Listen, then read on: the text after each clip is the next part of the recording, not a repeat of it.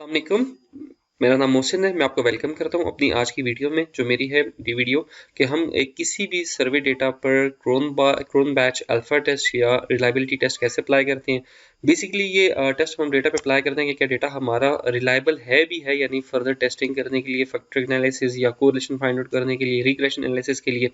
इससे पिछली वीडियो में मैंने आपको ये बताया था कि अगर हमें डेटा में कोई वैल्यूज मिसिंग हैं या हमारे डेटा में मिस्टेक्स है तो कैसे रिमूव कर सकते हैं। अगर जब हमने मिस्टेक्स रिमूव कर ली, डेटा को हमने मिसिंग वैल्यूज को कंप्लीट कर दी, उसके बाद हमें रिलायबिलिटी टेस्ट करना पड़ता है।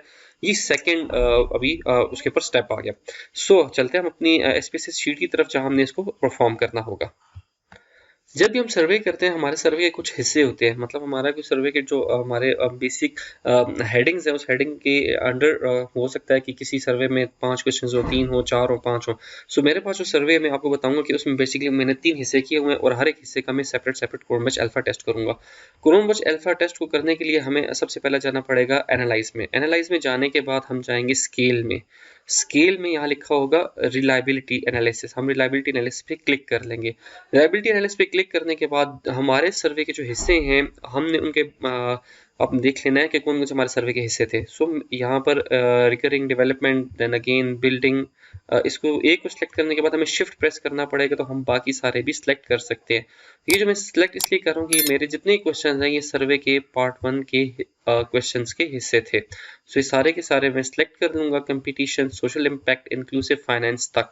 इन सारों को सिलेक्ट करने के बाद मैं एरो का बटन दबाऊंगा ताकि यहाँ पर मूव कर जाए और जस्ट मैंने इसको ओके का बटन प्रेस करना है। ये हो गया हमारा क्रोन बैच अल्फा टेस्ट। अभी हमें इसमें क्या पता चला, अब ये आप देख लेते हैं। इसमें हमें फिलहाल ये पता चल चुका है कि हमारा जो क्रोन बैच अल्फा है, हमारे सर्वे के टोटल 12 क्वेश्चन थे जो कि पार्ट 1 के साथ थे, और जब उनको हमने देखा कि क्या वो रिलायबल है या नहीं फर्दर एनालिसिस के लिए, तो वो हमारे पास 0.953 उसका क्रोन बैच अल्फा की वैल्यू, जो कि बहुत अच्छी है। अब ये वैल्यू कितनी अच्छी है इसके बारे में मैं आपको बताता हूँ। अगर हमारे क्रोन बैच अल्फा की वैल्यू 0.9 से बड़ी होगी या 0.9 होगी तो हमारे डेटा एक एक्सीलेंट उसकी रिलायबिलिटी है। अगर 0.8 से ज्यादा दैट्स गुड, अगर 0.7 से क्रोन बैच अल्फा ज्यादा तो एक्सेप्टेबल। लेकिन अगर 0.7 से कम आ गई क्रोन बैच अल्फा की वैल्यू तो हमारा जो सर्वे क्वेश्चनेबल है, क्योंकि ये प्रॉब्लम्स कहाँ पर आ रही हैं। और अगर 0.5 से कम है तो वो बहुत पुअर है, एंड 0.5 से अगर कम है तो इसका मतलब है कि एक्सेप्टेबल नहीं है, हमें दोबारा से सर्वे कलेक्ट करना पड़ेगा। अब हमें अपने डेटा के जो इसका पार्ट 2 है, इसमें दोबारा जाके इसके लिए रिलायबिलिटी टेस्ट करना पड़ेगा। याद रखिएगा, पूरे डेटा का सिंगल रिलायबिलिटी टेस्ट नहीं करना, बल्कि जितने आपने क्वेश्चंस बनाए होते हैं हर एक के लिए सेपरेट रिलायबिलिटी टेस्ट करना पड़ेगा। फर्स्ट स्टेप में मैंने इंक्लूसिव फाइनेंस तक किया था रिलायबिलिटी टेस्ट। अब मैं करूंगा जो मेरा डेटा का सेकंड पार्ट है, एजुकेशन, फूड सिक्योरिटी और एग्रीकल्चर।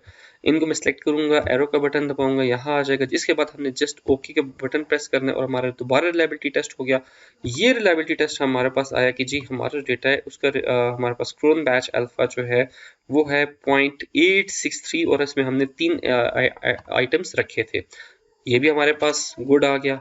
इसी तरह मैं जल्दी से जो थर्ड पार्ट है इसके लिए भी क्रोन बैच अल्फा टेस्ट कर लेता हूँ। ठीक है, आपने इन तीनों को पहले हमने सेलेक्ट करना है, हम शिफ्ट प्रेस करेंगे, उस तीनों को सेलेक्ट करके बैक ले आएंगे। इनको बैक लाने के बाद जो हमारे रेस्ट ऑफ जितने क्वेश्चन है, इन सारों को, ये आपको पता होगा कि आपके डेटा के कौन कौन से क्वेश्चन हैं जो कि एक सेट में बन रहे हैं, उनको भी आपने इस तरह चेक करना है। और आप ये चेक कीजिए कि इसका भी जो मेरा रिलायबिलिटी टेस्ट आया वो मेरे पास वैल्यू आ रही है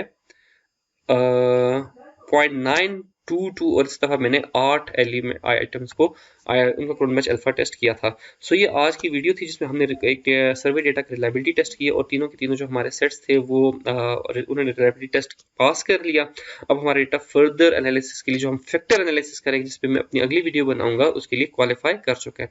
अगर आपके कोई भी क्वेश्चन आप उसमें कॉमेंट्स कर सकते हैं। मेरी वीडियो को काइंडली लाइक कीजिए, कॉमेंट कीजिए और मेरे चैनल को प्लीज सब्सक्राइब कर दीजिए। अल्लाह आपका हामी नासिर हो। अल्लाह हाफिज़, अस्सलाम वालेकुम।